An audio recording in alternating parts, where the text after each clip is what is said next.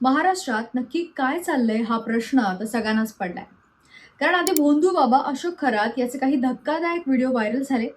हे प्रकरण संपत नाहीये, तोच आता राज्यभरात खळबळजनक उडवणारा आणखीन एक धक्कादायक व्हिडिओ समोर आलाय.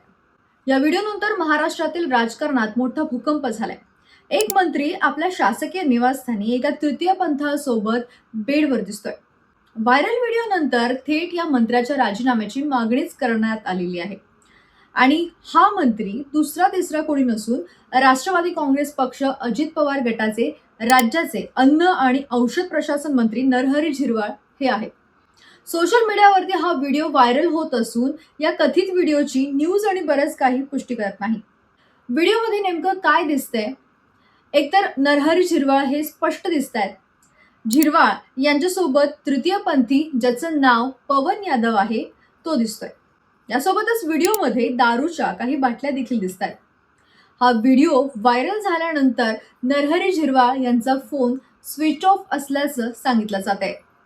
तर हा व्हिडिओ 7 महिन्यांपूर्वीचा असल्याचं बोललं जात आहे. पण आदिवासी भागाचे प्रतिनिधित्व करणाऱ्या नरहरी झिरवाळ यांच्याकडून ही अपेक्षा नाहीये.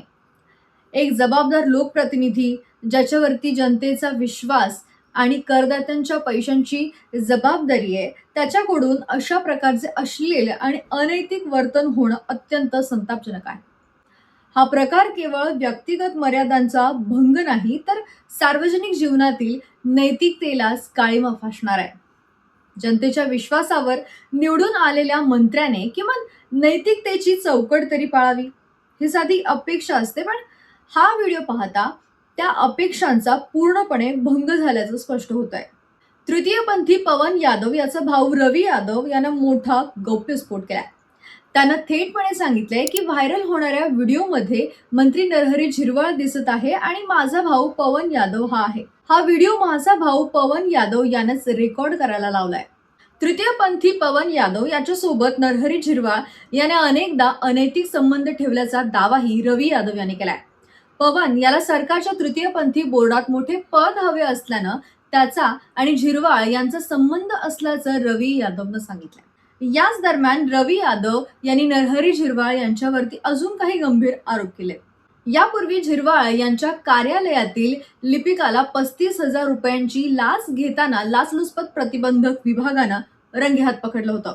तेव्हा देखील त्यांच्या राजीनाम्याची मागणी करण्यात आली होती. एकीकडे विरोधक थेट मंत्री नरहरी झिरवाळ यांच्या राजीनाम्याची मागणी करत असताना दुसरीकडे अमोल मिटकरी यांनी त्यांच्या पोस्टमध्ये याबद्दल शंका व्यक्त केली आहे.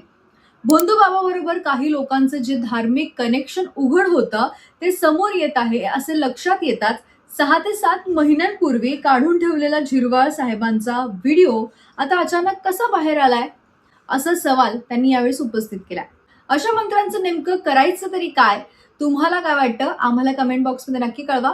व्हिडिओला लाईक करा, शेअर करा आणि जर तुम्ही या चॅनलवर नवीन असाल तर चॅनलला सबस्क्राईब करायला विसरू नका. धन्यवाद.